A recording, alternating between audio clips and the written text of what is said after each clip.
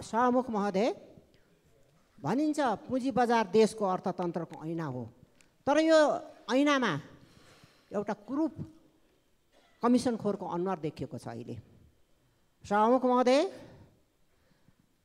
आइपिओहरूलाई निष्कासन गर्नको लागि धितोपत्र बोर्डका प्रमुखले 5 देखि 7% कमिसन माग गरेको भन्ने कुरा प्रशस्त बजारमा आइरहेको छ। वास्तवमा धितोपत्र बोर्डले चाहिँ आफ्नो राम्रोसँग काम गर्नु सकेको छैन। पुँजी बजारमा हजारौँ नागरिकहरूको पैसा फँसेको छ, अर्बौँको पैसा फँसेको छ। यो ती पुँजी बजारमा जसले आफ्ना पैसाहरू लगाएका छन् तिनीहरूमाथि अन्याय हुनु पुगेको छ। र जुन धितोपत्र बोर्डको जुन चाहिँ अध्यक्षले यसरी खुलेआमको रूपबाट यसरी कमिसन मागेका छन्, मलाई त लाग्छ प्रधानमन्त्रीज्यूको अध्यक्षतामा गठन भएको सुशासन समितिले एउटा राम्रो काम पाएको छ।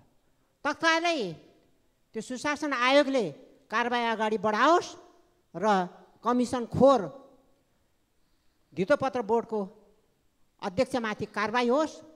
धन्यवाद।